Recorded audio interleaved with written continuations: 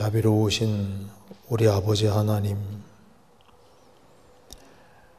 이 시간 주 성령께서 함께 해주시고 하나님 말씀을 통해서 저희들이 평상시에 궁금하게 생각하는 것들을 생각해 보려고 합니다. 주님께서 함께 해주시고 또 도와주시기를 기도드립니다.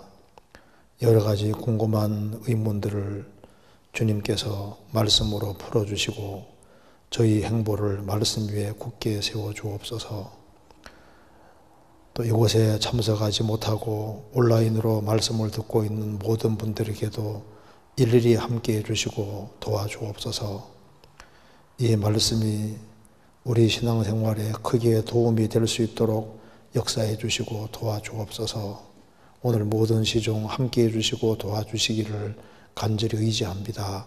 우리 구주 예수 그리스도 이름으로 기도하옵나이다. 아멘.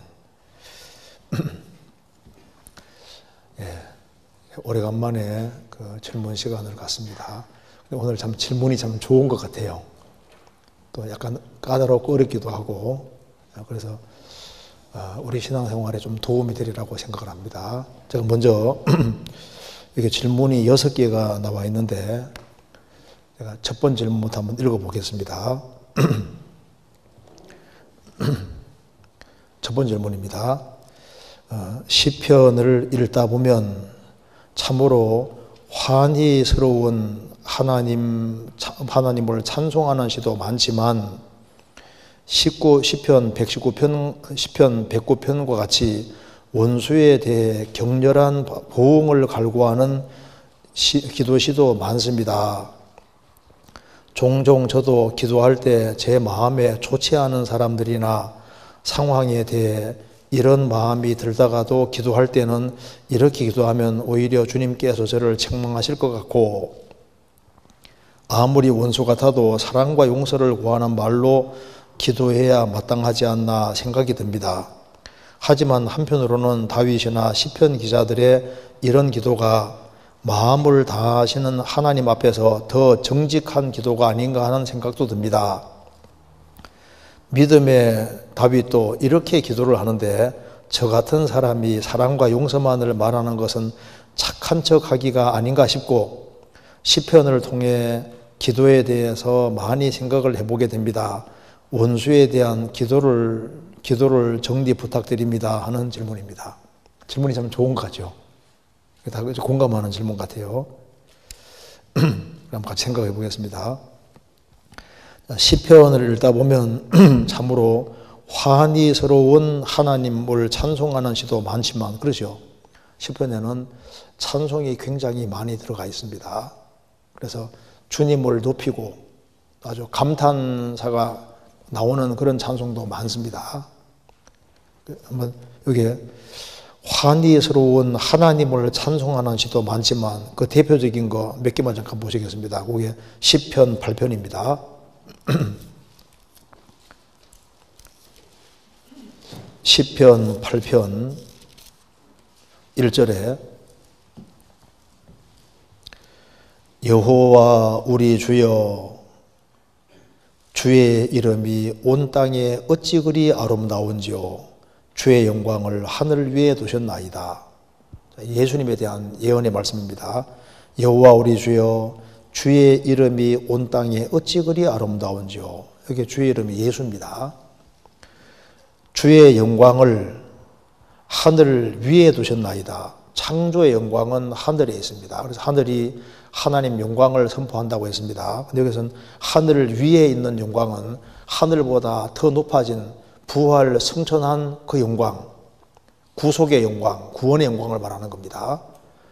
그래서 시편 8편을 예수님이 마태복음에서도 인용하고 있습니다. 나귀 타고 입성하실 때 이 구절을, 여기에 있는 구절을 인용해서 말씀하셨는데요. 그 시편 8편을 쓴 다윗은 예수님을 미리 보고 이제 성령 감동으로 이제 이렇게 쓰는 겁니다. 주의 이름이 온 땅에 어찌 그리 아름다운지요. 환희스러운 찬송시가 많다. 그렇죠? 성경 시편 제일 마지막에 시편 150편 보시겠습니다. 시편 1권, 2권, 3권, 4권, 5권, 5권은 거의 다 찬송시가 많습니다. 그런데 여기 제일 마지막 장 보면은 시편 150편 1절에 할렐루야, 그 성소에서 하나님을 찬양하며 그 권능의 궁창에서 그를 찬양할지어다. 그의 능하신 행동을 인하여 찬양하며 그의 지극히 광대하심을 조차 찬양할지어다. 6절에 호흡이 있는 자마다 여호와를 찬양할지어다. 할렐루야. 할렐루야는 여호와를 찬양하라 그런 뜻인데 찬양으로 시편이 끝이 납니다. 처음 시작도 할렐루야. 그의 능하신 행동을 인해서 찬양하며, 능하신 행동은 창조가 하나님의 능하신 행동이고, 또 한 가지는 구원입니다. 창조와 구속이 하나님 능하신 행동을 아주 기본적으로 보여주고 있습니다. 그리고 그의 지극히 광대하심을 쫓아 찬양할지어다. 하나님 자신이 얼마나 위대한 분인지를 찬양하는 겁니다. 그래서 하나님의 위대하심, 영광스러움, 하나님의 광대하심을 찬양하고 또 하나님이 행하신 창조와 구속, 재창조 이런 것을 찬양하는 게 당연하죠. 그래서 시편 제일 마지막은 호흡 있는 자마다 누구든지 여호와를 찬양할지어다. 할렐루야. 그래서 시편을 읽다 보면 참으로 환희스러운 하나님을 찬송하는 시가 많습니다. 그런데 이제 시편 109편과 같이 원수에 대해 격렬한 보응을 갈구하는 시도 많습니다. 많지 않고 몇 개 있습니다. 많다면 안 맞아요. 그 원수에 대한 격렬한 보응을 갈구하는 시가 드문드문 있습니다. 많다 그러면 안 돼요. 드문드문 있는데 그것도 물론 성령의 감동으로 기록이 된 겁니다. 여기 시편은 성령의 감동으로 기록된 게 확실합니다. 그래서 예수님이 죽으시고 부활하신 이후에 누가복음 24장에서 모세율법과 선자의 율과 시편의 나를 가르쳐 기록한 말씀이 이루어져야 하리라. 그 시편 속에 여러 가지가 들어있는데 그 중에 대표적인 게 시편입니다. 그래서 여기 이제 시편도 예수님에 대해서 말씀하셨다. 그렇죠? 이제 시편도 성령의 감동으로 기록이 되어 있습니다. 여기 한번 먼저 몇 개 찾아서 보겠습니다. 요한복음 10장. 요한복음 10장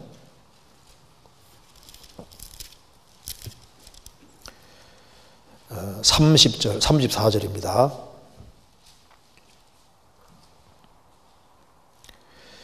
예수께서 가라사대 너희 율법에 기록한 바 내가 너희를 신이라 하였노라 하지 아니하였느냐.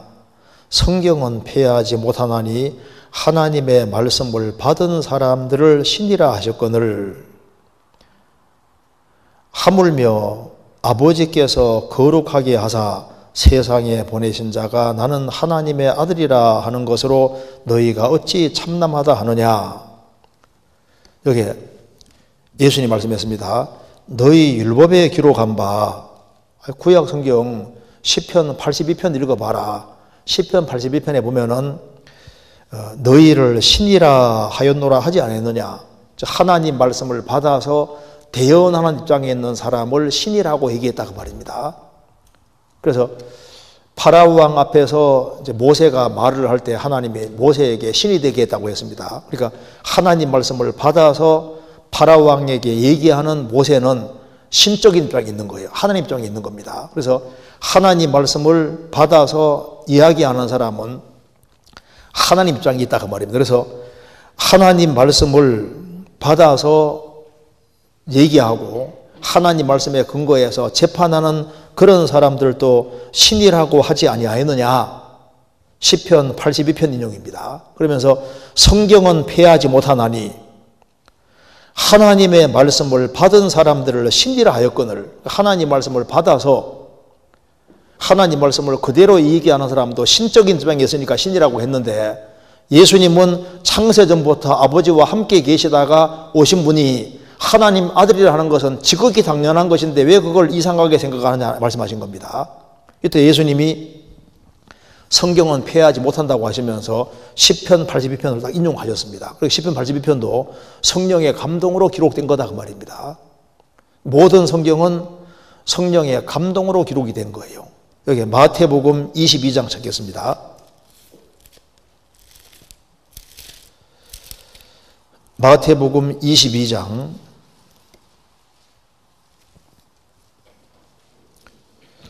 43절.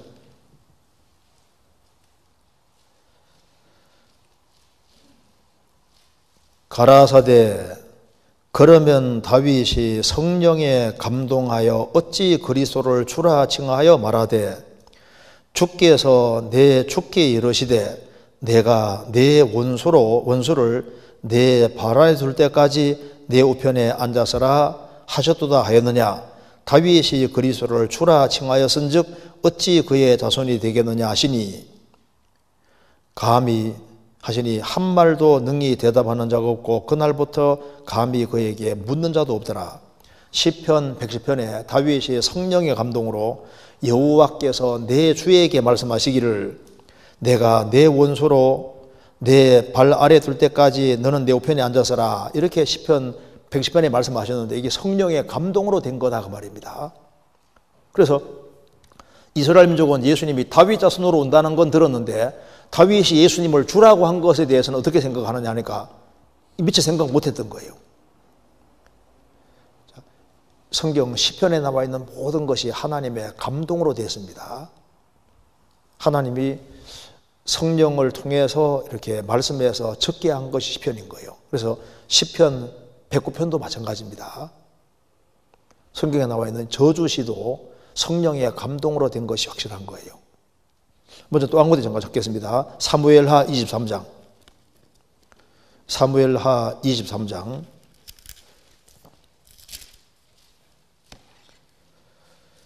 2절입니다.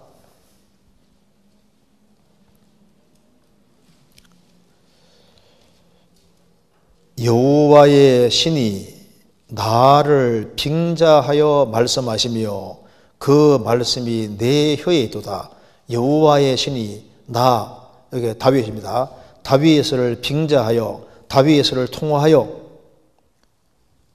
말씀하시며 그 말씀이 내 혀에 있도다. 그래서 성령의 감동으로 다윗이 시를 쓰면 이게 성경이 되는 겁니다. 그래서 성경에 찬송시도 있고 예언시도 있고 메시아시도 있고 시 종류가 많은데 그 중에 이제 저주의 시도 있다 그 말입니다. 근데 저주의 시도 물론 성령의 감동으로 된 겁니다. 그러면서 여기 이제 질문하신 분이 저주의 시를 예를 들면서 대표적인 거로 지금 109편을 딱 들었습니다. 찾아보시겠습니다. 시편 109편입니다.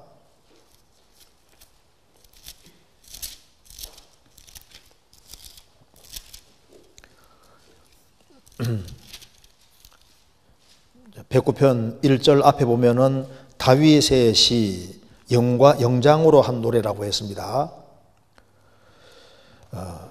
여기 이제 4절에 나는 사랑하나 저희는 도리어 나를 대적하니 나는 기도할 뿐이라.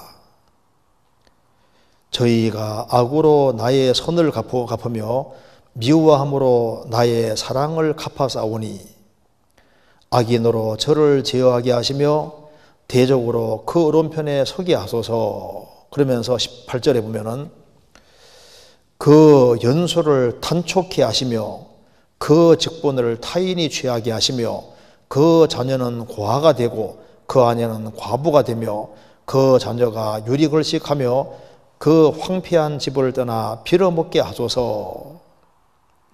그러면서 이제 여기에 쭉 뒤에 나와 있기를 29절에 나의 대적으로 욕을 옷 입듯 하게 하시며 자기 수초를 겉옷같이 입게 하소서. 근데 쭉 읽어보면은 아주 이렇게 망하도록 아주 굉장히 이제 이 저주가 섞인 말을 막 계속하고 있습니다. 근데 이것이 왜 이런 시가 있냐 그 말입니다. 근데 아셔야 될 것이 요 시편 109편을 신약에서 인용을 하고 있습니다. 109편 8절에 그 연소를 단촉해 하시며 그 직분을 타인이 취하게 하시며, 요 시편 108편에 이런 저주를 받아야 될 아주 대표적인 사람이 가룟 유다 같은 사람인 겁니다. 그래서 요 구절을 여기에서 있는 내용을 시편에서 이제 성경에서 인용하고 있습니다. 사도행전 1장 찾겠습니다. 사도행전 1장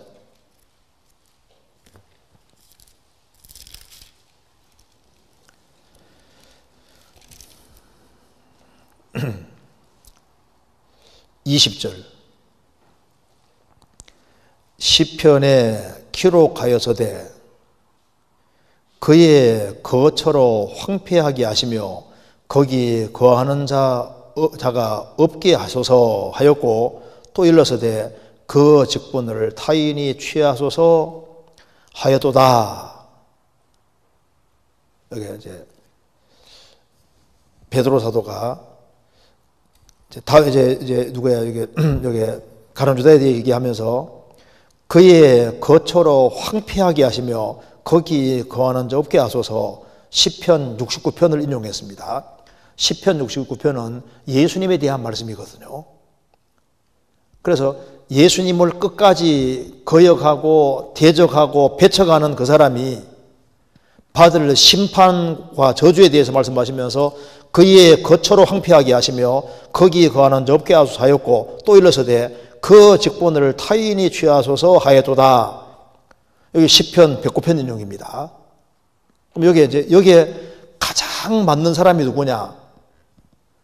그리스도를 고의적으로 끝까지 대적하고 마귀 편에 섰던 그 사람은 저주를 받아야 되기 때문에 성령의 감동으로 그렇게 저주의 시가 쓰여지는 겁니다. 그러면서 여기에 이 시편 69편과 시편 109편을 인용하면서 이제 베드로 사도가 그 직분을 타인이 취하소 했으니까 12명의 제자 중에 가룟 유다가 빠졌으니까 대신 마띠아를 취하지 않습니까? 그 뒤에 나와 있죠. 24절 저희가 기도하여 가로되 무사람의 마음을 아시는 주여, 이 두 사람 중에 누가 주의 택하신 바 되어 봉사와 및 사도의 직무를 대신할 자를 보이시옵소서. 유다는 이를 버리옵고 제고소로 갔나이다 하고 제비 뽑아 마띠아를 얻으니 저가 11 사도의 수에 가입하니라. 가룟 유다는 사도 속에 속해 있었지만은 유다는 봉사와 사도의 직분을 버리고 제고소로 갔습니다. 제고소 어디입니까? 지옥으로. 그는 지옥으로 갔습니다.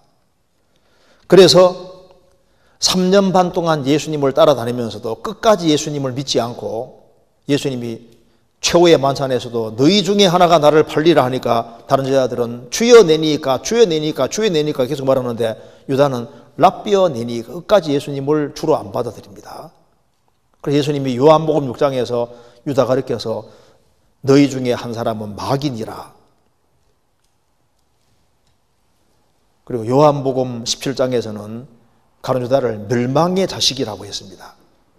끝까지 회개치 아니하고 끝까지 고의적으로 의도적으로 그리스도를 등지는 사람은, 유다 같은 사람은 결국은 저주를 받을 것이기 때문에, 그래서 끝까지 돌이키지 아니한 사람은 저주받을 수밖에 없기 때문에 하나님께서 성령의 감동으로 유다 같은 사람들, 주님을 끝까지 등지는 사람은 저주받게 될 것을 성령의 감동으로 기록을 한 겁니다. 멸망의 자식은 저주를 결국은 받아야 되는 거예요. 그래서 그렇게 기록되어 있다 그 말입니다. 또 한 군데 한번 찾아보시겠습니다. 여기 시편 137편 보시겠습니다. 137편 1절입니다.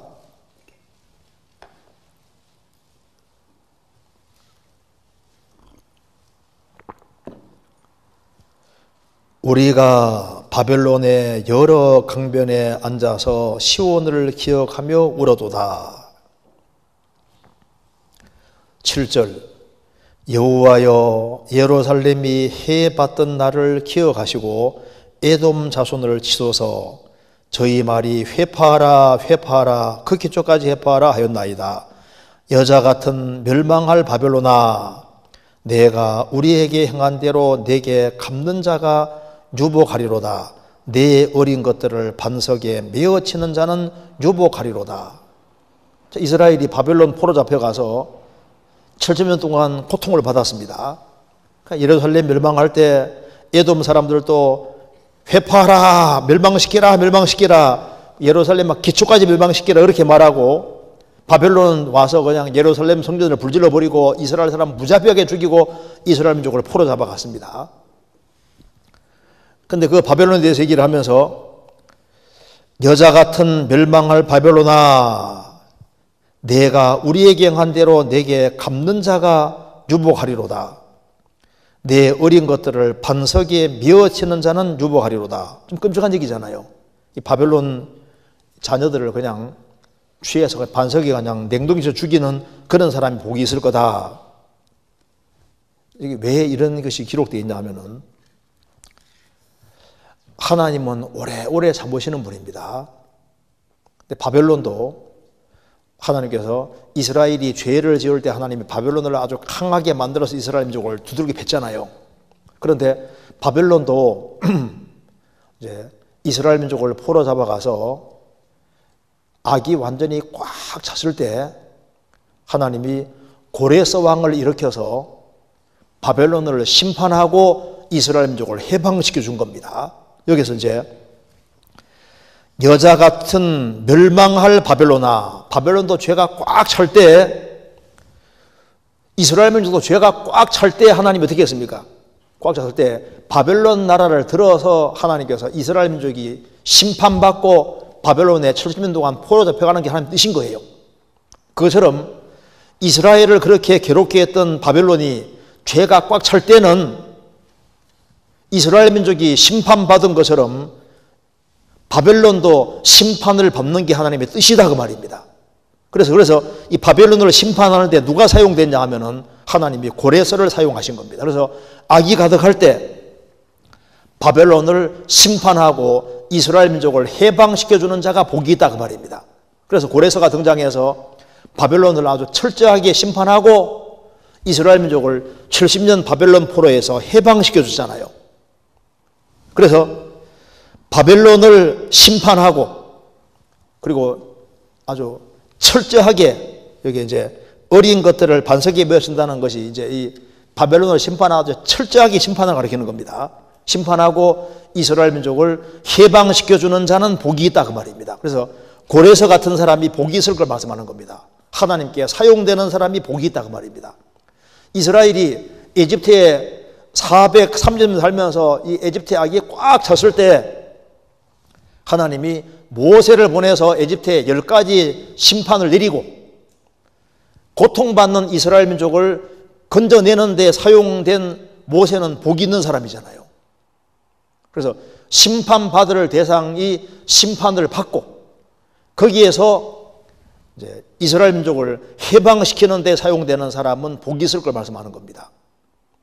그래서 여기에 하나님께서는 악에 대해서는 오래 참으시지만은 저주를 받아야 될 사람은 저주받는 게 하나님의 뜻인 거예요. 무슨 말이 되죠? 그래서 저주의 시라는 것은 무조건 내 마음이 안 들기 때문에 막 저런 인간은 저주받아야 되지 그걸 말하는 게 아니다 그 말입니다. 하나님이 니느웨라는 도시에 요나를 전도 보냈습니다. 그 사람들이 요나 전도 듣고 회개하지 않습니까? 그런데 이제 나홈서에 보면은 요나의 회개를 듣고 이제 회개하고 난 뒤에 세월이 많이 지나서 이제는 한계를 넘어섰습니다. 그때는 나홈서에 보면은 이 니느웨 사람에 대해서 심판밖에는 말하지 않지 않습니까? 그래서 악이 완전히 꽉 차고 가능성이 없을 때는 저주받는 게 하나님의 뜻인 겁니다. 이해되시죠? 그래서 저주의 시가 나온다 그 말입니다. 근데 무조건 자기 마음에 안 들어 보복하는 그런 종류의 저주시가 아니다 그 말입니다. 그리고 이제 그 뒤에 또 제가 읽어보겠습니다. 종종 저도 기도할 때 제 마음에 좋지 않은 사람들이나 상황에 대해 이런 마음이 들다가도 기도할 때는 이렇게 기도하면 오히려 주님께서 저를 책망하실 것 같고, 아무리 원수 같아도 사랑과 용서를 구하는 말로 기도해야 마땅하지 않나 하는 생각이 듭니다. 그렇죠? 내게 원수 같은 사람을 위해서 기도하고 그들이 구원받기를 기도하고 최대한 잘하려고 노력하는 것이 그게 맞는 거예요. 여기 로마서 12장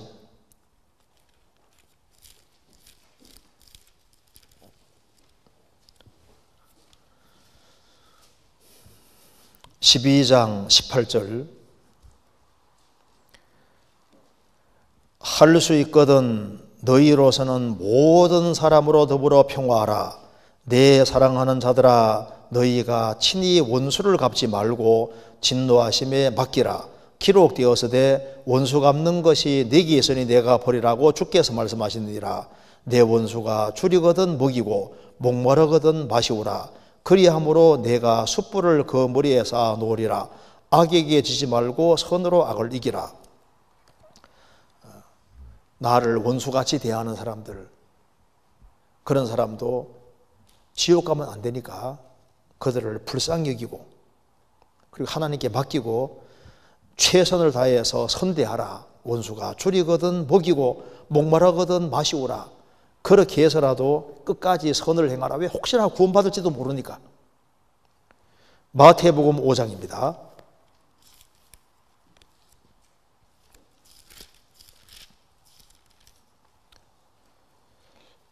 (5장 43절)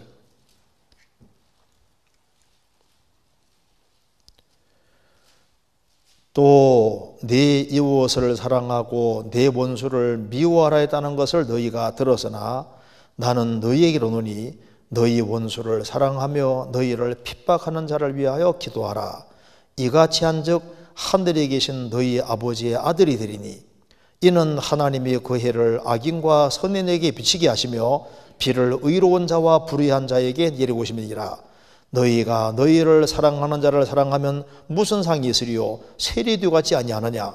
또 너희가 너희 형제에게만 무난하면 남보다 더하는 것이 무엇이냐? 이방인들도 이같지 아니하느냐? 그러므로 하늘에 계신 너희 아버지 온전하신 것 같이 너희도 온전하라. 그래서 주님이 원수 같은 우리를 선대하시고 구원의 길을 인도하신 것처럼 너희도 너희 원수를 사랑하고 너희를 핍박하는 자를 위해 기도하라. 왜? 혹시나 구원받을지 모르니까. 그렇게 하는 것이 맞다는 겁니다. 근데 그 뒤에 또 설명하기를, 그렇지만 한편으로는 다윗이나 시편 기자들의 이런 기도가 마음을 다하시는 하나님 앞에서 더 정직한 기도가 아닌가 하는 생각도 듭니다. 아니에요. 이거는 완전히 한계가 넘어선 사람에게 하는 말입니다. 왜냐하면 다윗이 기도한 거 잠깐 봅시다. 시편 59편 봐봐요. 다윗이 무조건 죽여달라 기도한 게 아닙니다. 59편 봐봐요. 1절 봅시다. 1절 앞에 봐봐요. 표저에 나와 있기를 다윗의 믹담시 영장으로 알다스에서 맞춘 노래. 사울이 사람을 보내어 다윗을 죽이려고 그 집을 지킨 때, 사울이 막 사람 보내 다윗을 죽이려고 할 때 기도한 겁니다. 1절에 나의 하나님이여 내 원수에게서 나를 건지시고 일어나 치려는 자에게서 나를 높이 드소서. 사악을 행하는 자에게서 나를 건지시고 피 흘리기를 즐기는 자에게서 나를 구원하소서. 저희가 나의 생명을 해하려고 엎드리고 기다리고 강한 자가 모여 나를 치려하오니 여호와여 이는 나의 범과를 인함도 아니요 나의 허물을 인함도 아니로소이다. 이때 뭐라 기도하는지 보시겠습니다. 그 뒤에 11절 저희를 죽이지 마옵소서. 나의 백성이 잊을까나이다. 우리 방패 되신 주여 주의 능력으로 저희를 흩으시고 낮추소서. 사울이 사람 보내 다윗을 죽이려 할 때 나의 생명을 해하려고 한다 그 말입니다. 그러니 날 죽이려고 하니까 저런 인간을 죽여달라고 기도한 것이 아니라 하나님 저희를 죽이지는 말아 주십시오. 그리고 주님 능력으로 저희를 흩으시고 낮춰 주십시오. 악을 깨닫게 해주십시오. 이렇게 기도하는 게 맞다 그 말입니다. 나를 막 죽이려고 하고 막 이렇게 한다고 해가지고 아이고 저런 인간은 이제 벌 받아야지 하면서 있지 않습니까? 그렇게 해가지고 막 저주를 퍼부어대고 그렇게 하는 게 아니에요. 문맥에 보면 그 내용이 아니다 그 말입니다. 그래서 여기 믿음의 다윗도 이렇게 기도하는데 이렇게 기도한 게 아니라니까요. 그건 저주시라는 것은 그리스도를 끝까지 대적하고 이거 뭐 한계를 완전히 넘어서서 이건 도무지 가능성이 없는 사람은 결국은 저주를 받아야 되기 때문에 성령의 감동으로 저주를 하게 하신 거고, 일반 사람 같은 경우는 보통 한계가 넘는 것이 이거 쉽지 않거든요. 그러니까 여기 믿음의 다윗도 이렇게 기도하는데 저 같은 사람이 사랑과 용서만을 말하는 것은 착한 척 하기가 아닌가 싶고, 아니죠. 보복받기를 원하고 원수가 넘어지는 걸 보고 좋아하라는 마음을 가지면 그 마음이 거짓된 겁니다. 그 마음을 탁없이 되는 거예요. 그래서 시편을 통해서 기도에 대해서 많은 생각을 해보게 됩니다. 원수가 엎드러지는 거 보고도 성경에 좋아하지 마라 그랬거든요. 왜? 그 사람 지옥 가게 되면 얼마나 불쌍한 거예요. 잠언 24장 찾겠습니다.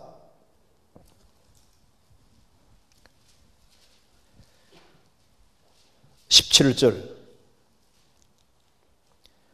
내 원수가 넘어질 때 즐거워하지 말며 그가 엎드러질 때 마음에 기뻐하지 말라. 여호와께서 이것을 보시고 기뻐 아니하사 그 진노를 그에게서 옮기우실까 두려우니라. 그 사람이 벌 받을 사람이 벌을 받을 때 너무 좋아하지 말아라. 너무 좋아하면 주님께서 내리려는 별도 이렇게 옮길 수도 있다 그 말입니다. 그러니까 벌 받을 때 즐거워하지 말아라. 하나님은 마땅히 지옥 갈 사람도 지옥 가는 걸 안 기뻐하십니다. 그래서 여기에 다윗은 읽어보시면은 자기 대적을 해서 끊임없이 용서 구하고 나를 힘들게 하지만은 죽이려고 하지만 그들을 죽이지 말아 주십시오. 그렇게 기도한 다윗이 이제 성령의 감동으로 다윗을 대적하는 것을 보면서 이제 먼 훗날 그리스도를 대적하는 사람들을 미리 보면서 끝까지 그리스도를 등지고 대적하고 배척하고 멸망에 떨어지는 사람은 저주를 받게 되기 때문에 이제 그렇게 쓰고 있는 거예요. 이제 그렇게 저주받는 것이 하나님이 뜻일 때 그렇게 한 겁니다. 우리 평상시에는 우리를 힘들게 하고 악하게 하는 사람이라 할지라도 끊임없이 선대하는 것이 맞을 겁니다. 속으로 아주 쾌재 부르고 원수가 넘어질 때 너무 좋아하고 이렇게 하면 안 됩니다. 사람은 육신이 있어가지고 이제 제가 어떤 사람에게 전도를 이렇게 하는데요. 그분이 막 내가 말만 했다 그러면 막 예수님 막 욕하는 거예요. 그래가지고 저러다가 혼나게 싶었거든요. 나중에 계단 내려가다가 탁 엎어지면서 앞에 이가 몇 개 딱 깨졌습니다. 그 다음에 이제 세일을 해넣어가지고 왔더라고요. 그 다음부터는 얘기하면 함부로 말 안 해요. 근데 속으로는 저 사람 예수님한테 함부로 말하다가 당했다 이 생각은 올라오더라고. 사람은요 자기에게 좀 해를 끼치던 사람이 혹시 이렇게 좀 잘못되면 속으로 좋아하는 마음이 좀 있는 것 같아요. 근데 그것도 육신입니다. 그죠? 웃으면 안 되는데. 자, 그 다음 질문 보시겠습니다. 이해되시죠? 네, 넘어가 보겠습니다. 자, 이번 질문도 참 좋은 것 같아요. 제가 읽어보겠습니다. 시편 37편 찾겠습니다. 37편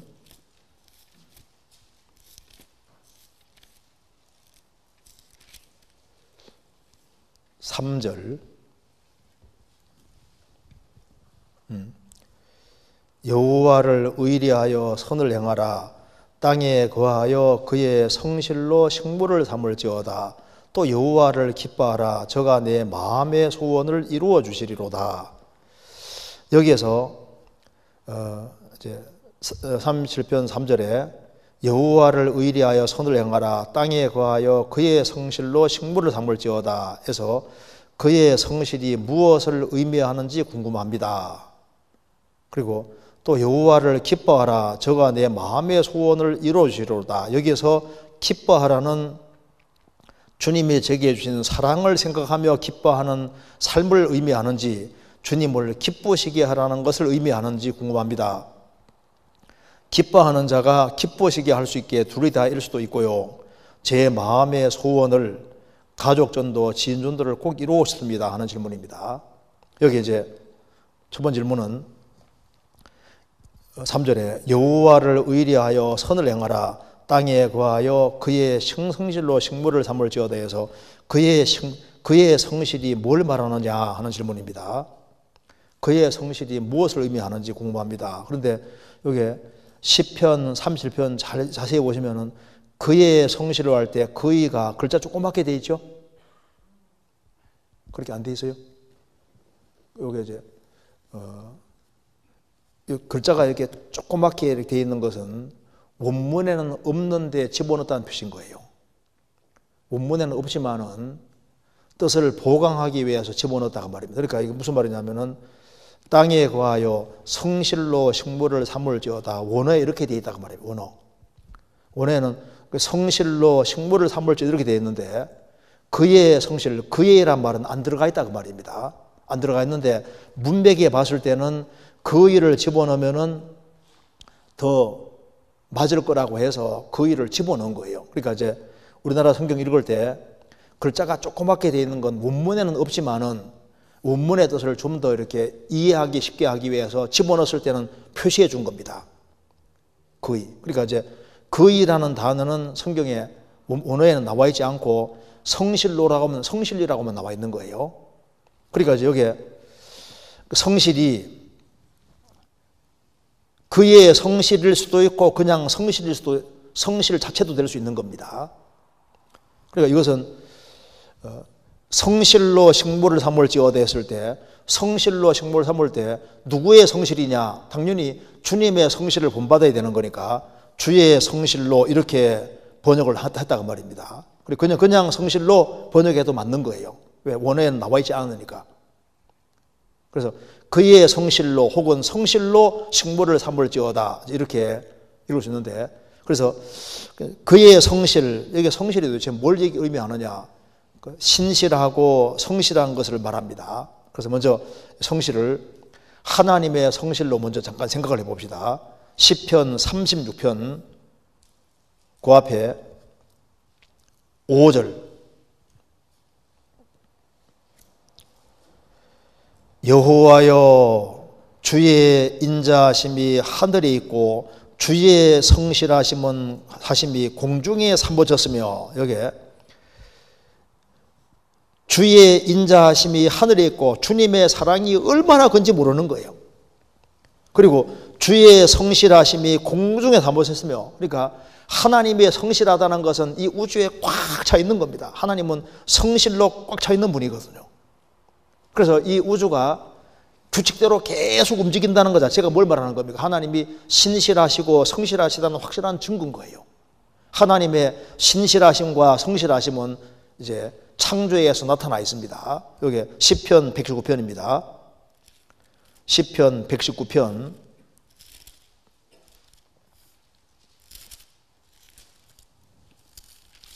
90절 89절부터 제가 읽겠습니다. 여호와여 주의 말씀이 영원히 하늘에 굳게 섰사오며 주의 성실하심은 대대 일어나이다. 주께서 땅을 세우셨으므로 땅이 항상 이사오니 천지가 주의 규례대도 오늘까지 있으면 만물이 주의 종이 된 영권이이다.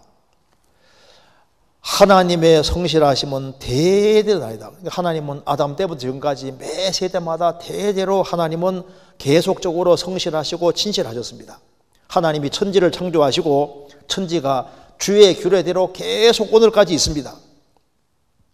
하나님이 만물을 아주 성실하게 자연계를 성실하게 그렇게 다스리고 계시고 매일매일 성실하신 분이기 때문에 계속 꾸준히 그 지구는 태양주를 돌게 만드시고 다른 또 지구주를 돌게 만드시고 이 우주의 정확한 법칙이 항상 있는 것 자체가 하나님이 성실하시다는 증거다 그 말입니다.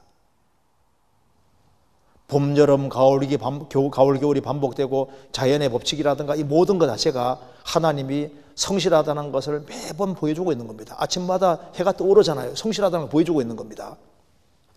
하나님이 게으르셔서 어느 날은 해가 떴다가 어느 날 안 떴다가 어느 날은 하루가 이틀간 길어졌다가 짧아졌다 이렇게 하면 어떻게 살겠어요?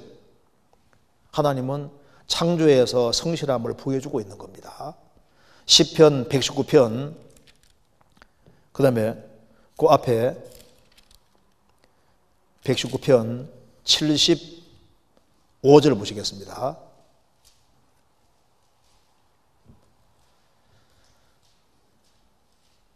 여호와여 내가 알거니와 주의 판단은 의로우시고 주께서 나를 괴롭게 하심은 성실하심으로 말미암음이니이다.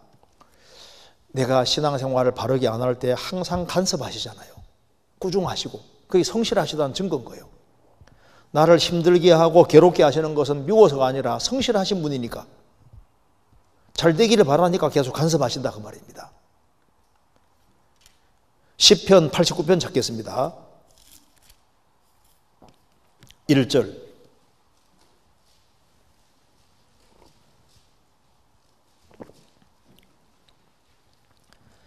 내가 여호와의 인자하심을 영원히 노래하며 주의 성실하심을 내 입으로 대대 알게 하리이다. 내가 말하기를 인자하심을 영원히 세우시며 주의 성실하심을 하늘에 경고케 하시리라 하였나이다. 하나님은 인자하시고 성실하신 분이기 때문에 다윗 통해서 메시아가 올 걸 약속해 주셨습니다. 그런데 하나님이 그 약속을 안 지키는 것처럼 보이는 겁니다.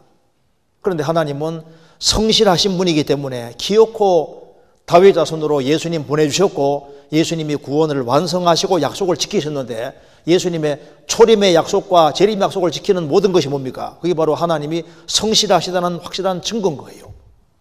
그 뒤에 8절입니다. 여호와 만군의 하나님이여 주와 같이 능한 자 누구이리까? 여호와여 주의 성실하심이 주를 둘렀나이다. 무슨 말입니까? 주의 성실하심이 주를 둘렀나이다. 주님은 성실로 꽉 차 있는 분인 거예요.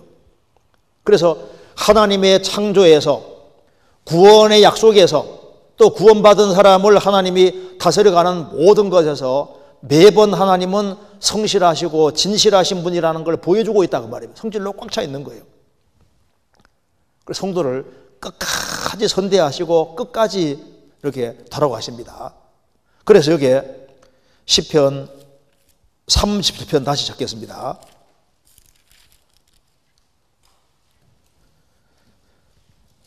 (3절에) 여호와를 의뢰하여 선을 행하라.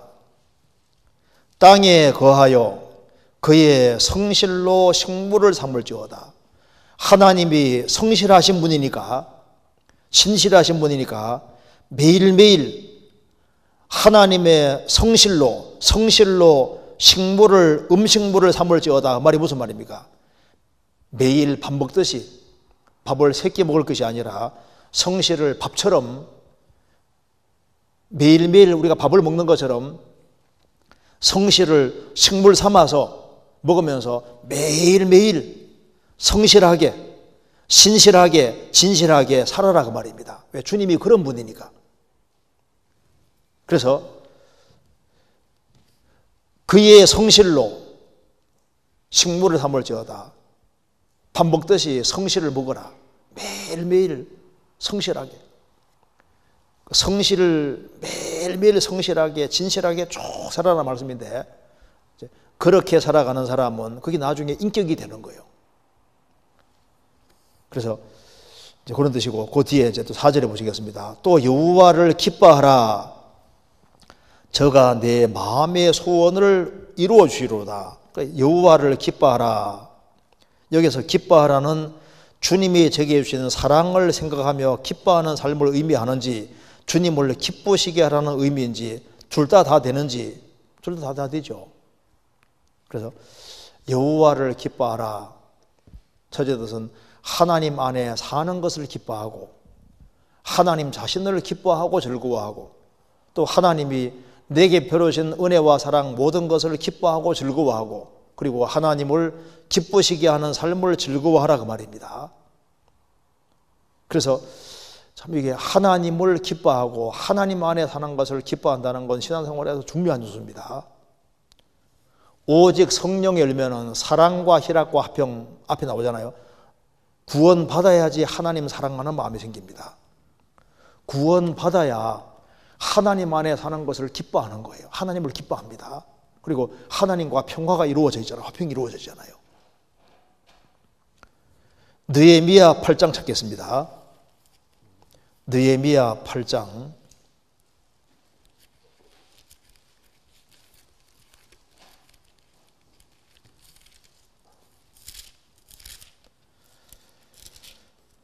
8장 10절 738페이지입니다. 느헤미야가 또 이르기를 너희는 가서 살찐 것을 먹고 단 것을 마시되 예비치 못한 자에게는 너희가 나누어 주라. 이날은 우리 주의 성일이니 근심하지 말라. 여호와를 기뻐하는 것이 너희의 힘이니라 하고, 이게 여호와를 기뻐하는 것이 너희의 힘이다 그러죠. 하나님을 기뻐하는 사람, 하나님을 기뻐하고 하나님 안에서 기쁨과 즐거움을 삼는 그 사람은 힘 있는 삶을 살 수 있습니다. 하나님이 모든 힘의 원천이거든요. 그렇기 때문에 하나님을 가까이 하고 하나님을 기뻐하고 즐거워하는 사람에게는 하나님이 그 사람에게 신앙생활을 잘할 수 있도록 틀림없이 힘을 주시는 거예요. 그래서 하나님을 기뻐하고 즐거워하는 사람, 하나님을 앙망하는 사람, 하나님 안에 사는 것을 즐거워하는 사람은 주님께서 보시고 그에게 당연히 힘을 주시고 그 사람은 힘차게 살 수밖에 없죠. 시편 63편입니다. 63편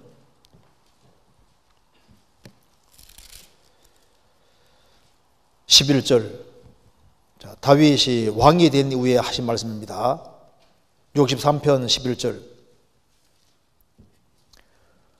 왕은 하나님을 즐거워하나니 주로 맹세한 자마다 자랑할 것이나 거짓말하는 자의 입은 막히리로다. 왕은 하나님을 즐거워할 것이다. 지금 이 시편 배경이 지금 광야입니다. 여기에 그 63편 1절에 보면은 1절 앞에 다윗이 유다 광야에 있을 때 뭔가 바깥에 내몰린 상태입니다. 광야에 있을 때 비참한 상황이 있지만은 비참한 상황에서도 그는 왕은 하나님을 즐거워할 것이다. 자, 광야라도 하나님이 함께 하시고 하나님을 즐거워하는 그런 마음을 가진 사람은 다 이겨나갈 수 있는 거예요. 로마서 5장 11절 같이 읽겠습니다. 로마서 5장 11절 같이 읽겠습니다. 이뿐 아니라 이제 우리로 화목을 얻게 하신 우리 주 예수 그리스도로 말미암아 하나님 안에서 또한 즐거워하느니라. 구원을 받은 사람은 믿음으로 의롭다함을 얻고 하나님 영광을 바라고도 즐거워하고, 2절에 나와 있죠. 이뿐 아니라 환난 중에도 즐거워하고, 우리는 또 하나님 안에서 살기 때문에 하나님 안에서 또한 즐거워하느니라. 그래서 하나님을 즐거워하고 하나님 안에 사는 것을 즐거워하고 하나님 안에서 기쁨을 누리는 사람은 당연히 하나님을 기쁘시게 하는 것이 인생의 목적이 되는 것이 맞습니다. 하나님을 기뻐하는 사람이 하나님을 기쁘시게 할 수 있는 거예요. 그래서 하나님을 기뻐하고 하나님 기뻐하는 일을 하는 사람은 하나님이 축복해 주는 것이 맞다 그 말입니다. 시편 37편 무슨 축복을 주시느냐 하면은 여기에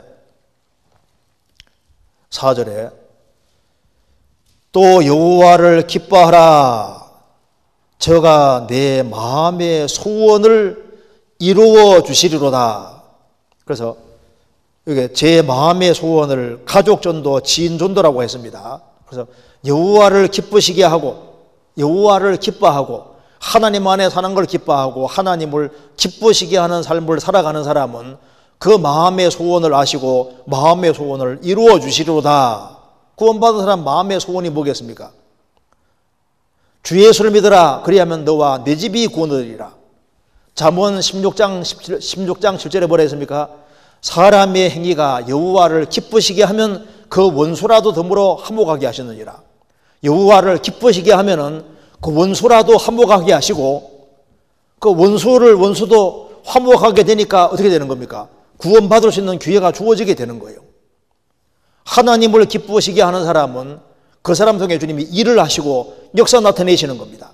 여호와를 기뻐하는 사람은 하나님의 원함이 이타적인 것이기 때문에 이기적인 마음을 깨고 이타적이 되니까 자기 십자가 지고 하늘의 미랄로 죽기를 원하니까 하늘의 미랄로 죽으면 열매를 많이 맺게 되는 것이 맞잖아요. 그래서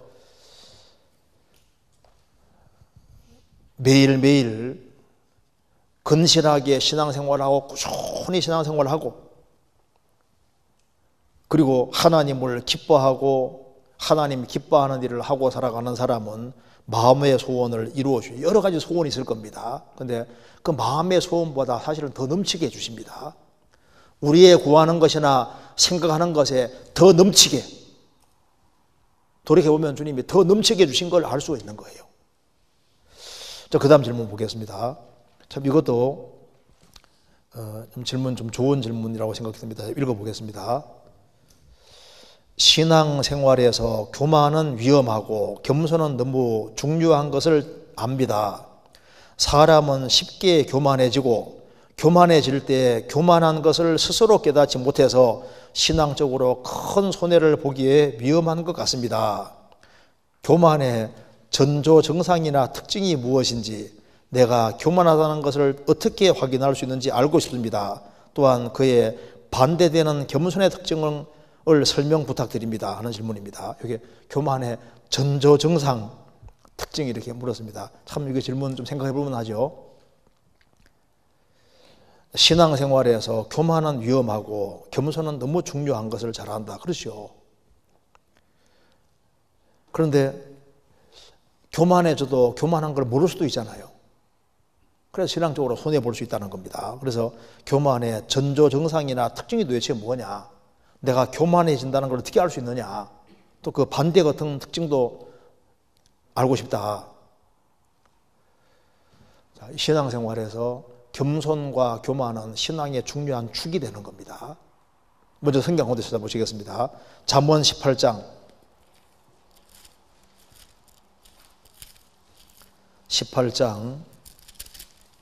12절 사람의 마음의 교만은 멸망의 선봉이요 겸손은 존귀의 앞잡이니라. 사람의 마음의 교만은 멸망의 제일 앞에 있다. 그러니까 망하려면 무조건 교만해지면 결국은 거꾸로 진다 그 말입니다. 왜 교만은 멸망의 선봉이 되고 겸손은 존귀하게 되는 제일 지름길이 되느냐? 그 이유가 뭔지 아시죠? 하나님 본질이 겸손이기 때문에 그런 겁니다. 그리고 이제 교만의 길을 걸으면 마귀의 길을 걷는 것이니까 무조건 거꾸로지게 돼 있는 거예요. 하나님이 계시기 때문에, 즉 하나님이 겸손한 분으로 계시기 때문에 이런 생기는 겁니다. 나폴레옹이 러시아를 진격해 들어갈 때 자신이 이제 이게 모임에서 한 귀부인에게 쭉 자기가 이제 이렇게 러시아를 정복할 계획을 쭉 말씀하시니까 듣고 있는 부인이 인간이 계획하지만 이루시는 분은 하나님입니다 하니까 나폴레옹이 웃으면서 부인 모든 걸 제가 계획하고 제가 이룰 것입니다. 그게 얼마나 교만한 말입니까? 하나님 딱 무시해버리잖아요. 그래서 러시아 쳐들어가서 그것 때문에 결국은 나폴레옹이 몰락하게 됩니다. 제가 러시아 전도하러 이제 꽤 여러 번 갔다 왔는데 그때 자주 들은 얘기입니다. 그게 러시아에 쿠트조프라는 장군이 있는데 나폴레옹이 대군이 끌고 러시아 쳐들어올 때 나폴레옹은 나의 사전에는 불가능이 없다. 쿠트조프는 나폴레옹이 제 아무리 유능하다 할지라도 신의 법칙을 이길 수는 없다. 봄, 여름, 가을, 겨울, 러시아 겨울은 반드시 온다. 그래서 쳐들어올 때 계속 이제 불태울 걸 불태워가면서 식량을 불태워가면서 후퇴를 거듭했습니다. 겨울이 올 때까지. 너무 깊숙이 들어왔는데요. 러시아 겨울 그때 아주 혹독한 추위였습니다. 그래서 러시아 쳐들어왔다가 나폴레옹이 아주 거의 전멸당했습니다. 그래서 교만하면 그렇게 되는 거예요. 교만하면. 제 아무리 용맹해도 인간은 피조물에 불과한 겁니다. 그래서 이 세상에서도 교만의 길을 걸으면 거꾸로 지게 돼 있는 거예요. 겸손은 종기의 앞잡입니다. 그런데 여기서 질문은 교만의 전조정상이나 특징이 무엇인지를 알고 싶다. 내가 교만하다는 걸 어떻게 확인할 수 있는지 알고 싶다. 이거 참 좋은 질문입니다. 그래서 여기 교만의 전조정상 제일 먼저가 어디 나타나는지 아시죠? 말에서 제일 먼저 나는 말에서. 사람이 교만해지면 벌써 이제 속에서 사람은 영혼을 가지고 있으니까 속에 영혼의 표현이 말이거든요. 그러니까 이제 말하는 걸 들어보면은 이제 교만해지기 시작하는구나. 전조정상은 처음에 자기를 높이는 말에서 나오기 시작하는 거예요. 그래서 성경 이사야 14장 보면은 사탄이 말하지 않습니까? 너 아침의 아들 계명성이요. 그 계명성이 얘기를 하는데 내가란 말을 계속합니다. 내가 하나님의 무별위요. 내가 비길이라 내가.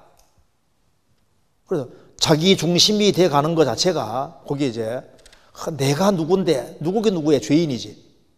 근데 내가 누군데 자꾸 이제 자기를 과시하고 자기를 자꾸 부각시키는 쪽으로 가는 것 자체가 이제 말에서 자꾸 자기를 자꾸 부각시키고 자기를 자랑하고 자기를 드러내고 요거 자체가 여기 이제 교만해지는 전조정상이 나타나기 시작한다는 걸 알 수 있습니다. 대종 목욕탕에서 이제 이렇게 목욕을 하는데 한 사람이 물이 막 탁탁 튀니까 이제 내가 누군데 하면서 막 그렇게 아주 화를 버럭 냅니다. 그런데 이제 그 옆에 있는 사람은 꼭 참고 그냥 있는 거예요. 그래서 아이고 죄송합니다 하고 이제 막 이렇게 빌었습니다. 나중에 이제 더 목욕하고 나왔는데 그 대위가 내가 누군데 자기는 대위다 그 말입니다. 근데 막 물을 튀기니까 막 신경을 했는데 그 사람은 중령이에요, 중령. 그래서 이제 옷을 딱 이제 입을 때 보니까 내가 누군데 내가 대위다 그 말입니다. 물 튀긴다고 막 신경을 냈는데 그 사람은 싹싹 빌었는데 나중에 보면 그 사람이 대령이에요, 대령. 코되게 당하는 거죠. 사람이 이 사람이 좀 교만해지고 있구나. 그거를 제일 먼저 아는 게 자기를 자꾸 부각시키고 또 한 가지는 말을 함부로 합니다. 그 특징이에요. 남을 쉽게 비판합니다. 남의 허물 같은 걸 잘 드러내고 그래서 자꾸 다툼을 일으키거든요. 겸손해서는 다툼이 안 생깁니다. 그래서 자꾸 다툼이 생기는 것 자체가 뭐냐면은 자기가 큰 사람은 자기 감정을 쉽게 상하니까 자기 감정 쉽게 상한다고 이제 이렇게 공격적인 사람 나오니까 그게 교만해진다는 증거인 거예요. 그래서 남이 지적하면 그 견디지를 못하는 거예요. 그게 이제 교만해지고 있다는 증거가 되는 겁니다. 잠언 13장 10절입니다.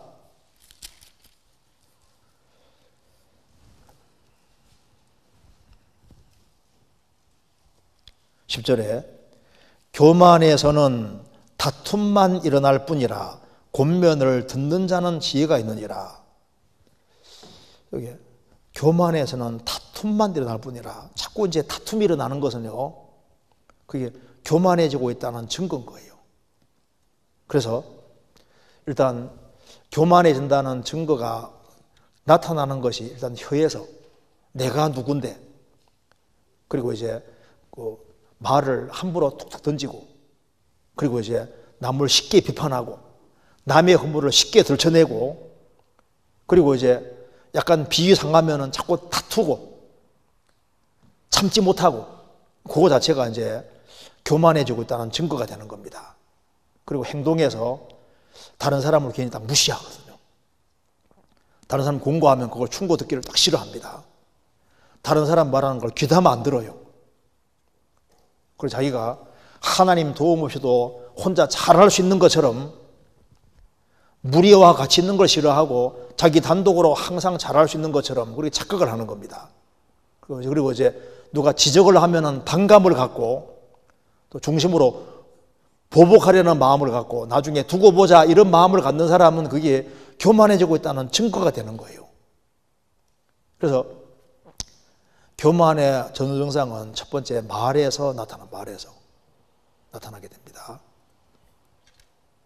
그리고 이제 내가 교만하다는 것을 어떻게 확신할 수 있느냐? 겸손한 사람과 교만한 사람은 대체로 자기에 대해서는 관대하거든요. 자기가 잘못한 것에 대해서 내가 그럴 수도 있지. 그러면서 다른 사람에 대해서는 어떻게 그럴 수 있냐 하고 잣대가 다르거든요. 잣대가. 그래서 이상하게 자기 기준을 딱 가지고 있어서 자기는 항상 괜찮아요. 자기가 하는 행동은 다 허용하면서 남이 뭐 실수하면요, 그건 딱 문제 삼습니다. 어떻게 그럴 수가 있냐고 하면서. 그래서 이제 자기에 대해서는 잣대를 관대하게 갖다 대고 다른 사람에게는 엄격하게 갖다 대는 것 자체가 이게 이제 교만해져 있다는 증거가 될 수 있습니다. 그리고 다툼이 일어나면은 자신에겐 잘못이 없다고 하거든요. 그게 교만해진다는 증거잖아요. 그리고 스스로 만족합니다. 스스로 자기가 꽤 괜찮은 사람인 것처럼 생각하는 거예요. 그리고 기도해 주는 것보다 다른 사람을 쉽게 판단합니다. 그리고 으뜸이 되기를 좋아해요. 앞장서는 걸 좋아하고. 그래서 이런 얘기 있지 않습니까? 교만한 큰 나무는 작은 풀을 보면서 스스로 크다 생각한다 그러잖아요. 겸손한 큰 나무는 하늘 보고 자기를 스스로 작다고 생각하고.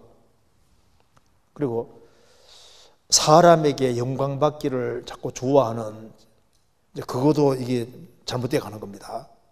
그래서 자기가 꽤 뭘 아는 것처럼 좀 다르고, 그래서 이게 자기 중심이 되는 것 자체하고 교만이 연결되어 있는 거예요. 그래서 용어로 sin 하면요, SIN이지 않습니까? 그 사이에 I가 들어가 있는 것처럼 교만이라는 것 자체가 주님은 뒤로 가고 자기 중심이 될 때 그게 이제 교만해지고 있다는 분명한 증거가 되는 겁니다. 자기가 뒤로 가고 주님 중심, 이웃 중심으로 딱 사고방식이 되어 있으면 그럼 겸손하기가 쉬운 거거든요. 그런데 자기 중심으로 딱 되어 있으면 교만으로 가는 거예요. 그러니까 자기를 건드리면 못 참아하는 겁니다. 자, 교만하면 이렇게 됩니다. 디모데전서 6장 찾겠습니다. 디모데전서 6장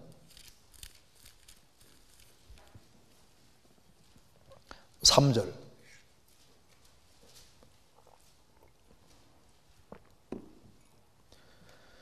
누구든지 다른 교훈을 하며 바른 말 곧 우리 주 예수 그리스도의 말씀과 경건에 관한 교훈에 창념치 아니하면 저는 교만하여 아무것도 알지 못하고 변론과 언쟁을 좋아하는 자니 이로써 투기와 분쟁과 회방과 악한 생각이 나며 마음이 부패해지고 진리를 잃어버려 경건을 이익의 재료로 생각하는 자들의 다툼이 일어나느니라.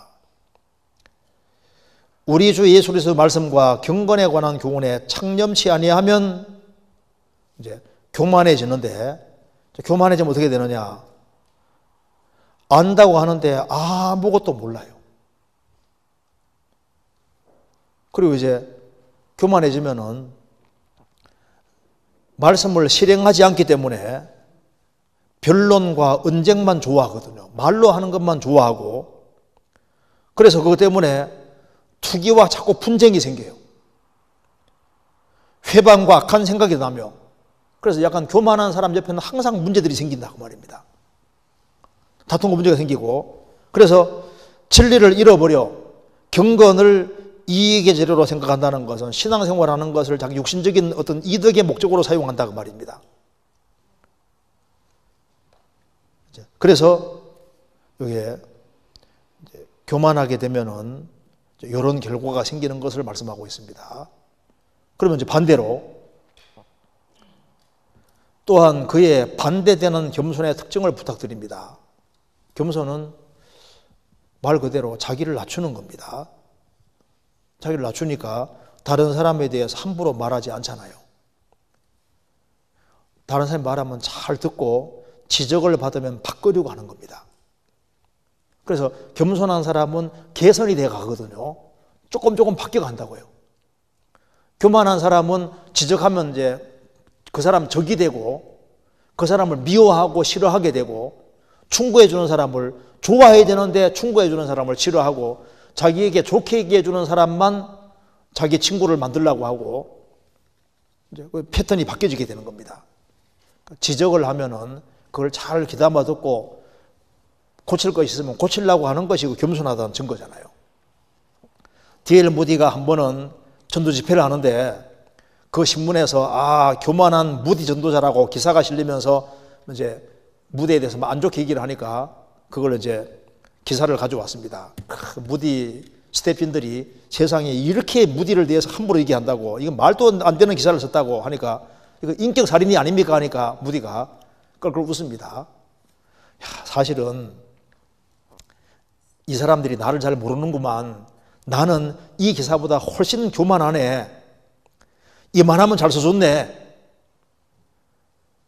이런 걸 써주신 이유는 우리로 하여금 마음을 더 낮추라는 하나님의 그 사인이니까 우리가 정말 더 낮아지도록 기도합시다 하고, 그렇게 하고 더 간절히 기도하고 더 낮은 마음으로.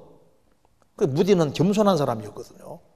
그래서 마음이 겸손해지면, 잘 되면은 그걸 하나님께 영광 돌리고, 잘못되면 자기 반성으로 삼는 겁니다.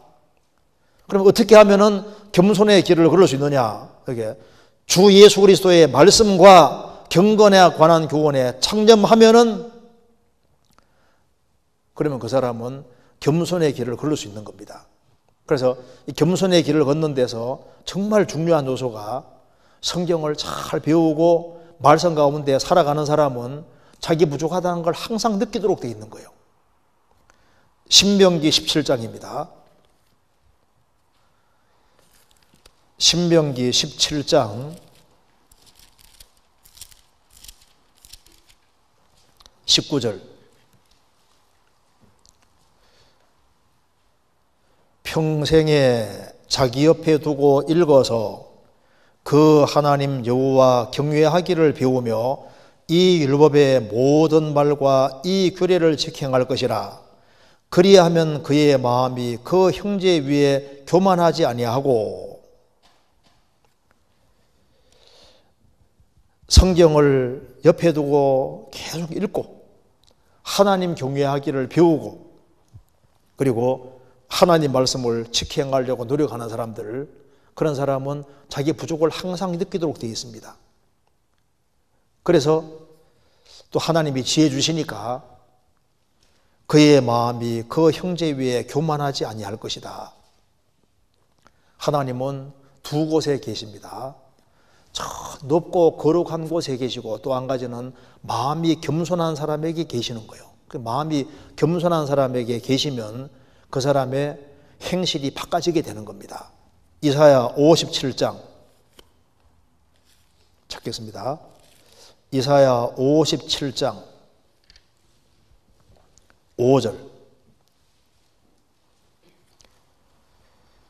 57장 5절. 지존 무상하며 영원히 거하며 거룩하다 이름하는 자가 이같이 말씀하시되 내가 높고 거룩한 곳에 거하며 또한 통회하고 마음이 겸손한 자와 함께 거하나니 이는 겸손한 자의 영을 소성케 하며 통회하는 자의 마음을 소성케 함이니라. 하나님은 높고 거룩한 곳에 계시지만은 또 한 곳 어디 계시냐면은 통회하는 사람, 죄를 가슴 아파하고 뉘우치고 돌이키는 사람, 마음이 겸손한 자와 함께 거하신다. 그래서 하나님은 낮은 마음이 있는 사람들에게 함께 거하시고 낮은 마음이 있는 사람 속에는 주님이 다 역사하시니까 주님이 그를 고쳐가시는 겁니다. 18절에 내가 그 길을 보았은즉 그를 고쳐줄 것이라. 그래서 겸손한 사람은 주님이 자꾸 고쳐가는 걸 느끼게 됩니다. 그를 인도하며 겸손한 사람은 주님이 자신을 인도해가는 걸 알 수 있어요. 그와 그의 슬퍼하는 자에게 위로를 다시 얻게 하리라. 마음의 위로도 주시고 겸손한 사람은 위로를 받을 수 있거든요. 19절에 입술에 열매를 짓는 나 여호와가 말하노라. 먼 데 있는 자에게든지 가까운 데 있는 자에게든지 평강이 있을지어다 내가 그를 고치리라 하셨느니라. 겸손한 사람은 주님이 입술에 열매를 짓고 입술을 바꿔가십니다. 입술을 바꿔가셔요. 혀를 바꿔가신다 그 말입니다. 입에서 감사의 말이 나오고 찬송의 말이 나오고 주님 높이는 말이 나오고 입이 바꿔지는 거예요. 입술의 열매를 만들어 가시고 그리고 영혼의 평강을 주시고 내가 그를 고치리라. 겸손한 사람은 많이 바꿔집니다. 반대로 교만한 사람은 주님이 함께하지 못하니까 주님이 못 고치는 거예요. 사람을 고치지를 않습니다. 주님이 마음속에 역사를 못하니까 입에서는 열매가 나오는 게 아니라 악한 것들이 막 나오게 되고 마음이 교만해지면 평강이 없거든요. 마음에 참된 위로를 받지 못합니다. 세월이 지나도 안 바꿔지는 거예요. 교만하면. 근데 마음을 낮추면 그 사람에게 은혜를 주시고 하나님 함께 하시니까 그 사람 바꿔지게 되는 거예요. 조금씩. 그래서 교만해지고 겸손해지는 것 자체가 어디에서 일어나면 제일 첫 번째 말입니다. 말. 혀를 보면요, 이 사람이 교만해지고 있구나, 겸손해지고 있구나. 하나님에 대한 말씀이 많이 나오고 예수님에 대한 말씀이 많이 나오면 정상인데 이제 교만해지면 점점 예수님 말씀을 줄어들고 자기에 대해서 내가 누군데, 내가 뭐 했는데, 내가 어떤데, 내가 누구긴 누구요. 구제받아야 될 사람이고 구원받은 사람에 불과하고 주님 도움 없이는 나는 아무것도 아니라는 거 알아야 되는 겁니다. 예, 그리고 이제 그 다음 질문 보겠습니다. 예, 그리스도인과 정치에 대한 질문입니다. 구원을 받아도 정치에 신경을 쓰고 예민한 사람들도 있습니다. 그러다 보면 편협적인 생각을 가지게 되고 평강도 깨지는 것 같습니다.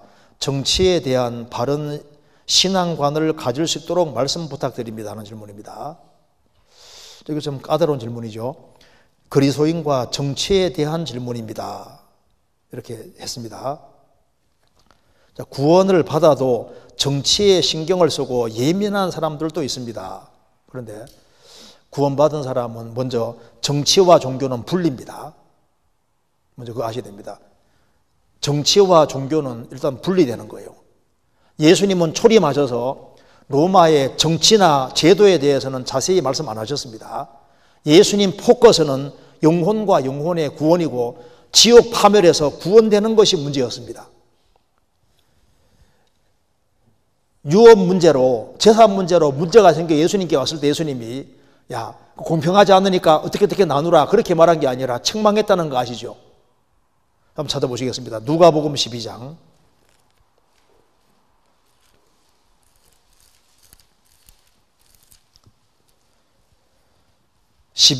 13절. 무리 중에 한 사람이 이르되 선생님 내 형을 명하여 유업을 나와 함께 나누게 하소서 하니 이르시되 이 사람아 누가 나를 너의 재판장이나 물건 나오는 자로 세웠느냐 하시고 저희에게 이르시되 삼가 모든 탐심을 물리시라.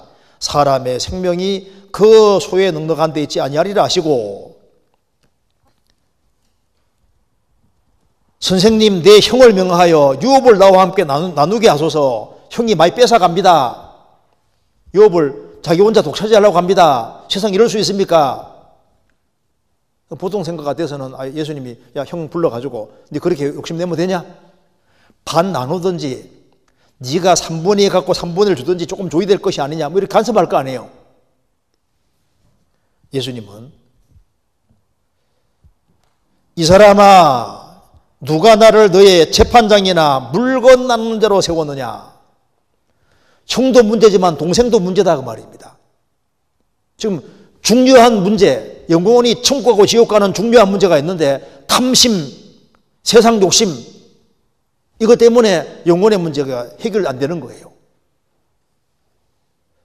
예수님은 뭐 정치적인 문제 그거 해결해 주려고 온 것이 아닙니다. 예수님이 로마 제국 때 오셨잖아요. 이스라엘이 속국 때 오셨는데 예수님께서 야 이스라엘 속국에 있어도 되냐? 이스라엘 독립을 시켜야지. 이스라엘 독립시켜줬으면 예수님을 유대인들이 안 죽입니다. 예수님은 그런 것에 대해서 언급 안 했잖아요. 세금 문제 얘기했을 때 가이사의 것은 가이사에게 하나님의 것은 하나님께 이렇게 말씀했잖아요. 그리고 신약 성경을 14권 기록한 바울 사도도 기본 입장이 정교 분리입니다. 로마 제국 사회에 살면서 바울 사도는 참수형 당해 죽었습니다. 베드로는 거꾸로 못 박혀 죽었고 그때는 화형이 있고 십자가 형벌이 있고 그리고 참수형 제도가 있는 그 시대에 살았던 거예요. 그래서 기본적인 입장은 그리스도인들은 거듭나면 시민권이 하늘에 있는 거예요. 정교 분리가 원칙이다 그 말입니다. 그래서 여기에 구원을 받아도 정치에 신경을 쓰고 예민한 사람들도 있습니다. 그러다 보면은 편협적인 생각을 가지게 되고 평강도 깨지는 것 같습니다. 정치에 관한 바른 신앙관 가지도록 말씀 부탁드립니다. 그런데 여기에 특별히 정치에 신경을 많이 쓰게 되는 그 바탕을 깔은 사람이 아우구스티누스입니다. 무슨 말이냐면은 예수님이 오시고부터 대략 한 350년까지 에베소 홍해까지 거의 350년 동안 사도에게 배운 사람이 속사도고 속사도에게 배운 사람이 교부들인데 그 사람들은 전부 다 천년왕국 전에 주님 오신다고 믿었습니다. 그래서 세상은 악해지고 그래서 예수님이 오셔서 세상을 정복하시고 천년왕국 이루신다고 항상 믿었거든요. 그래서 날이 가면 갈수록 세상은 안 좋게 되다가 예수님이 오실 때 천년왕국 이루어진다고 이렇게 믿었는데 4세기, 5세기에 그 아우구스티누스가 천년왕국을 문자적으로 믿다가 인생 말년에 천년왕국을 상징으로 이해를 했습니다. 그래서 기독교가 확장돼 가는 것 자체를 천년왕국으로 이해를 했기 때문에 그것을 이제 받아들인 사람들은 천년왕국 자체가 문자적인 것이 아니라 교회가 확장돼 가는 것이라고 생각을 했습니다. 그래서 이제 아우구스티누스 영향을 받은 대표적인 사람이 이제 칼빈이라는 사람입니다. 그래서 중세 가톨릭 신학은 어거스틴 견해를 그대로 받아들여서 이제 교회가 확장되어 가는 것 자체를 이제 그걸 하나님 뜻으로 생각했기 때문에 중세 가톨릭에서는요 이제 정치에 상당한 교황들이 권리를 행사했지 않습니까? 그래서 칼빈도 이제 아우구스티누스 의견을 상당히 받아들였기 때문에 이 사회를 변혁시키고 제네바에서 하나님이 직접 통치하는 그런 세계를 만들려고 했던 거예요. 정치를 하려고 했다 그 말이에요. 정치를. 그래서 책 중에 리차드 니버라는 사람이 쓴 책이 있는데 그리스도와 문화라는 책이 있습니다. 거기서 이제 문화와 그리스도가 있을 때 문화와 그리스도를 어게인스트 적대 관계로 보는 그런 흐름이 이날부터 있었는데 그 대표적인 데가 수도원 제도입니다. 이제 이 세상은 타락한 세상이기 때문에 교회는 이 타락한 세상과는 완전히 적대적인 관계에 있어야 되니까 접촉을 하지 말아야 된다. 그러면 사회를 떠나서, 문화 떠나서 저 산속에 들어가서 따로 공동체를 만들어서 사는 그런 것을 그런 식으로 가르치는 사람도 있어 왔고, 첫 번째 케이스가. 또 한 가지는 문화 위의 그리스도라고 해서 이제 일반 평신도들은 그냥 세상 사람처럼 살아도 목회하는 사람은 그 위에 거룩하게 살아야 될 것이 아니냐. 가톨릭적 입장입니다. 나중에 배울 수 있는 게 있을 겁니다. 또 한 가지는 문화의 그리스도라고 해서 세상과 섞여 살아도 별 문제 안 되는 식으로 생각하는 그런 것도 있고, 또 한 가지는 역설관계. 우리가 세상에 살면서 세상주의에서는 구별되면서 또 세상에 접촉해서 사람을 건져야 되니까 이런 긴장관계 속에 있는 것으로 이해하는데 그게 성경적인 거예요. 그런데 문화를 변혁시키는 게 주님 뜻이라고 믿는, 거기에 이제 칼빈의 사상 속에 그런 게 들어있습니다. 그래서 이 세상에 살면서 사회의 제도 같은 거 옳지 않은 것은 뜯어 고쳐야 된다. 그래서 이 사회를 살기 좋은 세상으로 만드는 것 자체가 주님의 뜻이라고 믿는 그런 데가 있습니다. 그래서 그런 사상을 발전시키는데 중요 역할을 한 사람이 칼빈입니다. 개신교도로서는요. 그래서 이제 칼빈의 의견을 따라서 사회에 직접적으로 간섭해서 부조리를 뜯어고치고 이제 이런 쪽으로 생각하는 게 신의 뜻이라고 생각하는 사람들이 있어요. 그래서 이제 정치에 개입을 하고 이렇게 하는 것이 주님 뜻이라고 믿는 사람들도 있습니다. 어쨌든 간에 여기 성경의 입장은 세상에 살면서 세상에 속하지 아니하고, 그러면서 세상에 살면서 사람들 한 사람 한 사람을 구원하는 이거 자체가 주님 뜻으로 되어 있는 거예요. 그래서 제도를 바꾸고 뜯어고치고 하는 것이 주된 일이 아니다 그 말입니다. 그리고 그래서 하나님이 세우신 질서 중에 대표적인 것이 가정 질서, 교회 질서, 국가 질서를 주님이 세우셨기 때문에 국가 질서 안에서 우리가 해야 될 의무를 행하고 우리가 가지고 있는 권리를 행사하면 되는 거니까, 우리가 세금 내라 할 때 세금 내고, 또 이제 투표할 때 투표를 하고, 국민으로서. 그리고 이제 우리가 국가가 잘 돼야 되기 때문에, 왜냐하면 국가가 잘 돼야 돼 안정이 제일 중요한 겁니다. 성경 디모데전서 한번 보시겠습니다. 2장.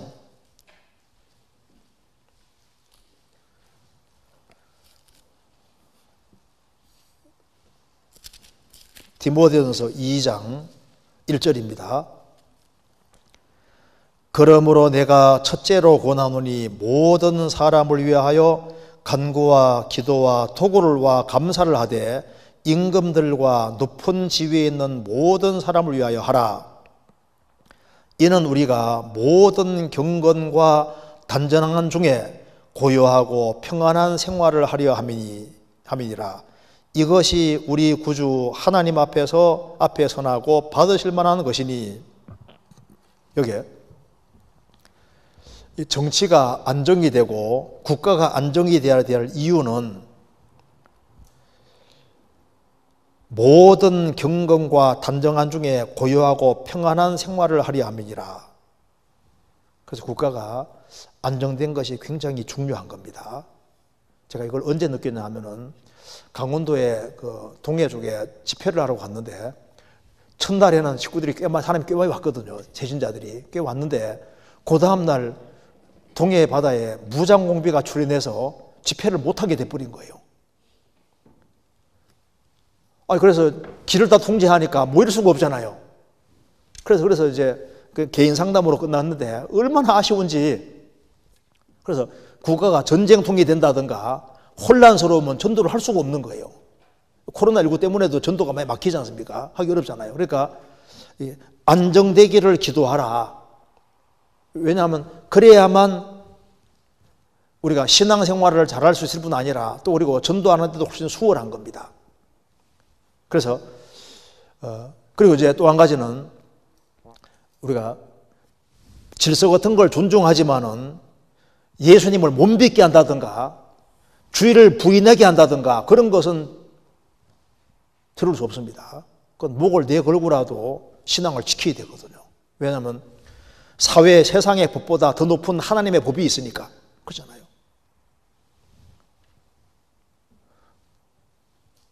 어떤 사람이 죄 없는 사람을 죽이라고 명령한다고 죽일 수가 없잖아요. 우리가 생을 살아가는 가운데 항상 하나님의 법이 항상 위에 있습니다. 우리가 적어도 그리스도를 믿고 구원받는 이것을 막고 그리고 이제 신앙을 부인하게 만드는 그건 들을 수가 없는 거예요. 그 나머지 세금 내는 건 세금 내고 이제 우리가 해야 될 의무 같은 건 해야 되는 게 맞습니다. 그리고 여기에 정치에 정말 관심이 있으면은 오히려 뭘 해야 되냐 하면은 기도하고 그리고 해야 될 일이 뭐냐면은 국가를 지키는 것은 사실 군대라기보다는 크리스찬들입니다. 소돔 고모라에 의인 10명이 있으면 소돔 고모라 안 망하잖아요. 주님이 시간 더 주시는 거라고. 소돔 고모라에 의인 10명이 있으면 주님이 멸망을 지연시킨다고 했습니다. 예레미야 5장 보면은 예루살렘에 진리를 구하고 공의를 행하는 사람 한 사람이 있으면 성을 사한다고 했습니다. 그러니까 예루살렘을 지켜주는 것은 의인이요, 의인. 그래서 그리스도인들이 정말 정치를 생각하고 나라가 잘 되기 정말 바른다면은 자기 위치에서 최선 다해서 최대한 영혼을 건지고 세우는 이쪽에다가 신경 써야 되는 거예요. 그렇지 않습니까? 그리고 그리스도인들이 열심히 전도하고 자기 위치를 잘 지키고 주변 사람을 열심히 건지고 그 사람을 의인으로 만들려고 하는 주님 복음의 진리가 믿어지도록 도와주는 그 일을 하면은 그러면 하나님께서 또 지켜줄 수 있는 겁니다. 그래서 우리가 이 정치와 종교 이 부분에 대해서 예수님이 어떻게 하셨는지를 잘 봐야 됩니다. 그리고 바울 사도가 어떻게 가르쳤는지 잘 보고 천왕국은 문자적으로 옵니다. 그래서 그리스도께서 오기 전에 우리가 해야 될 가장 중요한 일은 포커스를 예수님처럼 예수님은 물건 나누는 자가 아니고 육신적이고 현실적인 문제 해결해 주는 게 첫 번째가 아니고 예수님은 먼저 오늘 밤에 내 영혼을 도로 찾으리니 그러면 네 예배한 게 무엇이 되겠느냐? 살아계신 하나님 앞에서 자기 영혼 문제 먼저 해결하는 것이 먼저고 그것이 세상을 무시하는 것이 아니라 그렇게 할 때 하나님이 또 도와줄 수 있는 거예요. 그렇게 이해해야 되겠습니다. 그리고 이제 그 다음에 5번째 질문.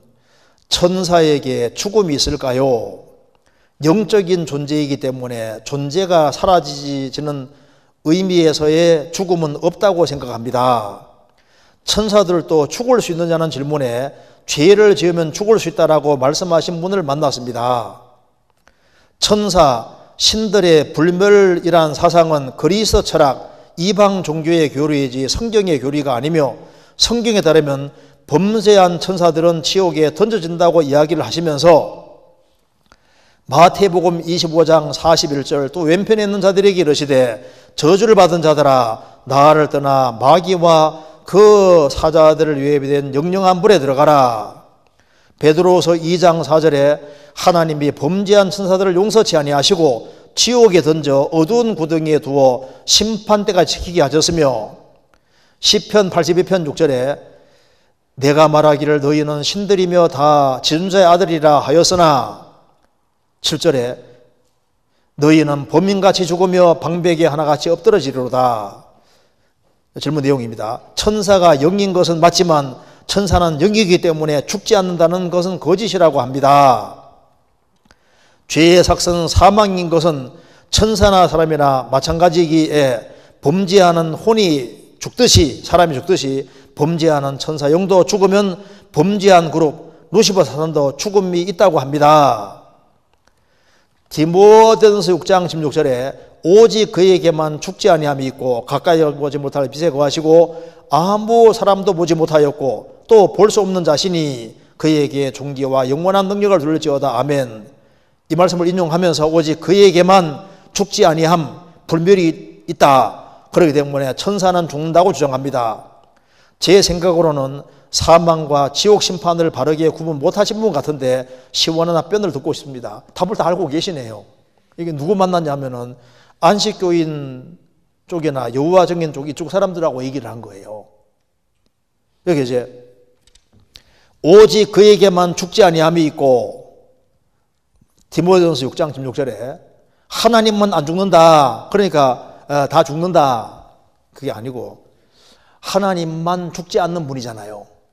근데 하나님은 전능하신 분이거든요. 죽지 않는 하나님이 죽지 않는 존재를 못 만드냐 그 말입니다. 만들 수 있죠. 뭐든지 할 수 있는 하나님이 하나님만 죽지 않는 분인데 그 죽지 않는 하나님이 안 죽는 존재를 만들 수 있잖아요. 천사는 죽지 않습니다. 존재가 없어지는 게 아니에요. 그래서 안식교를 중심으로 영멸을 주장하는 사람이 있는데 아닙니다. 죽음은 영육이 분리되는 것이고 영 자체가 없어지는 게 아니에요. 그래서 여기에 뭐 이거 마귀가 불못에 들어가면은 세세토록 고통받는다는 게 뭘 말하는 겁니까? 존재가 안 없어지는 거예요. 성경 요한계시록 20장에 보면은 19장에서 예수님이 재림하실 때 오른손이나 이마에 표를 받게 한 척거리도 거짓 선지자 두 사람이 산채로 불못에 들어가잖아요.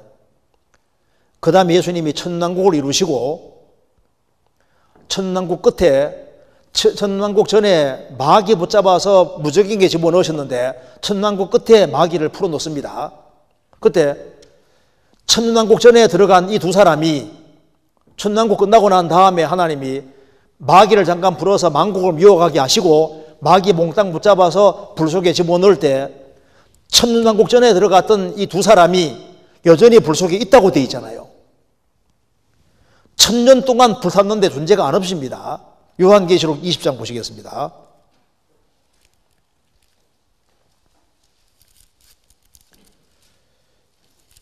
요한계시록 20장에 먼저 19장 먼저 보시겠습니다. 19장에